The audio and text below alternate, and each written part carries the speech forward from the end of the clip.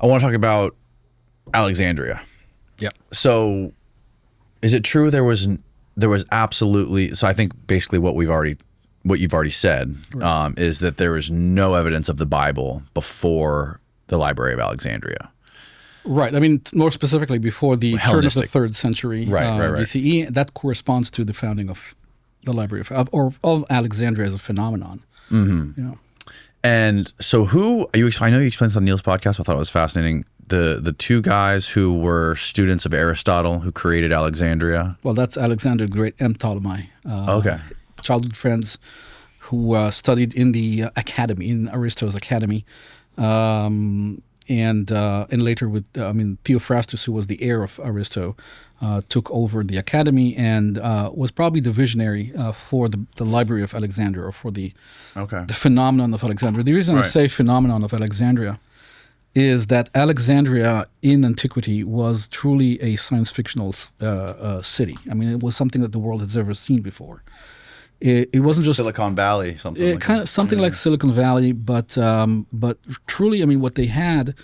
If you go to, I mean, it was a new city. I mean, it was built it was conceived by Alexander and constructed in a way to reflect the vision of Aristo for a kind of rational city that is designed in a grid, as a grid, and it had the coin-operated machines, for example. It had what? Yep. Yeah, it had coin-operated machines, like vending machines. Exactly. No, it was truly crazy. It was truly ahead of its time. It had automatic doors that open automatically. Really? Yep. Yeah. How did that work? So that particular, I mean, not everywhere, of course, but in the temple, the automatic doors, the heat of the sacrifice that you offered before the door of the temple, would cause this hydraulic action below the surface that would make the doors open. So you would offer the sacrifice, and that would cause the doors to actually open seemingly automatically and have the deity accept the sacrifice. That's crazy. Yep. Yeah, automated. Absolutely. Oh, this says using ropes and pulleys. Okay. Yeah, but it was triggered by the heat of the fire. Wow. And what were the coin operated machines for? Like, what did they use those for? I don't know, all kinds of. I mean, that's when you have a coin. I mean, the weight of the coin will open like a lever and a pulley, right? I mean, that's very straightforward, but even you have to think about that in order to do it. Oh yeah, for sure. And so in antiquity, anyone would go there. It would be truly science fictional, something that you've never seen before.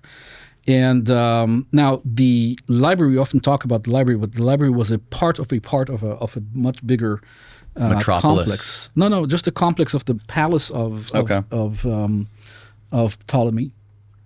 And so there was this huge palace complex that included a temple for the muses. This place where you could walk around and philosophize and think and come up with new ideas. So this place, this museum, which we use for museum today, but this museum, this place of the muse, had within it a library. Okay, so that's the Library of Alexandria, the famous Library of Alexandria. Now, what's unique about the Library of Alexandria?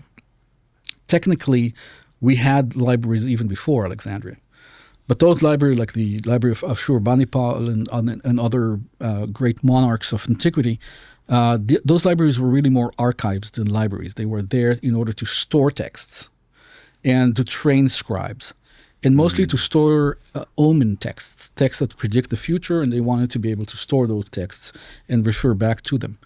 And so those other archives really were very different from the Library of Alexandria. The Library of Alexandria was also about storing, of course, keeping important texts stored, but the main goal there was to implement the vision of Aristo on how to deal with texts that disagree with one another. So different manuscripts. So they had different manuscripts, for example, of Homer, and they saw that there are all kinds of contradictions between these manuscripts of the same work, And they developed the methodologies to sometimes put them side by side in different versions, sometimes harmonize them, sometimes modify them, or remove one version and keep only one. All kinds of methodologies to deal with different versions of the same story in different manuscripts. We see the same exact methodologies applied to the Bible. Okay, exactly the same.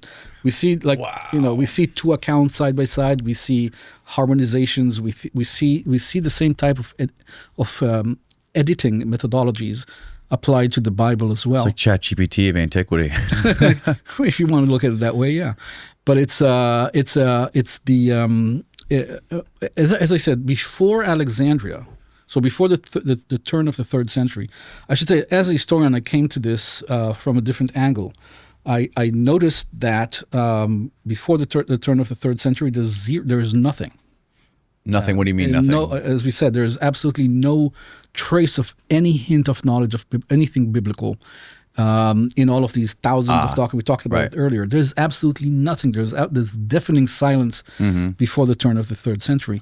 But around the turn of the 3rd century, we see those Greek writers starting to talk about things that are reminiscent, at least, of the Bible, like Moses and things like that.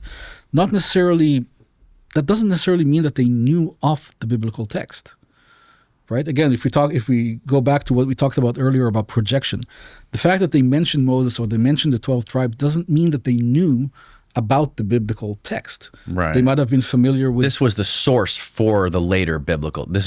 Could have been the source. Could have been first sources taken out of context for the later right. Bible. What I argue is that some of the biblical text is kind of arguing against these Greek sources, but they might reflect certain traditions that were oral traditions among the Jews of Alexandria, for example, at the time.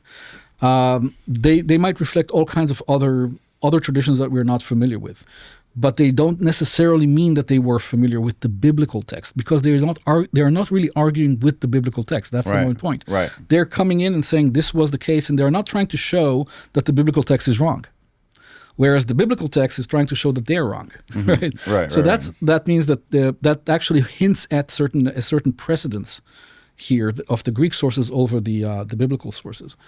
And so, because when you're arguing against something, you clearly are coming later. By the way, what out of all of the texts that were in the Library of Alexandria, do you know what language they were in for the most part? I mean, for the vast majority, of course, is Greek, and that's another thing. The Library of Alexandria was constructed in order to organize the Greek world, the great works of the Greek world, and to create authoritative editions and clean editions and the most accurate editions according to the scientific standards of that day for the Greek world. Okay, so they were very Hellenocentric. Okay, there is in scholarship and historically, a lot of people claim that there's this idea coming from the letter of Aristeas. A very famous document written to describe how the Hebrew Bible was translated into Greek. Okay, but it's also a mythological. I mean, it's not a very historical document. We call it often in scholarship. We call it pseudo Aristeas, and there's a lot of. That's what you were talking about before. Yeah. Okay. Yeah, and so that it's a very important document, but it's not a very historically. Trustworthy document. But it's a very important one because it does show what the Jews wanted to show to the world in the 2nd century before the Common Era, to the Greek world, how they wanted to present themselves.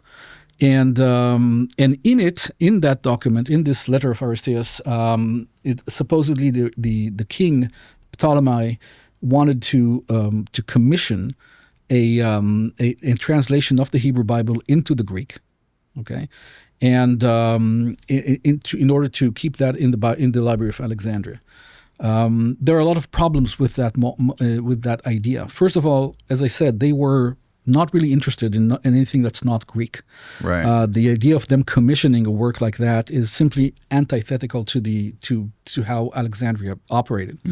They were not this, cosmopolitan. There's a much later kind of romantic idea that Alexandria was this cosmopolitan place where all cultures were treated equally, and there was this great kumbaya of cultures. Greek supremacy. Yeah, and a lot of that comes from actually from the time of the French Revolution, where the intellectuals wanted to show that Christianity is the source of all evil, and so look at at how humanity was before Christianity with this absolutely great universal. Everyone was working together, and then it was destroyed. But the reality was that Alexandria was very Hellenocentric.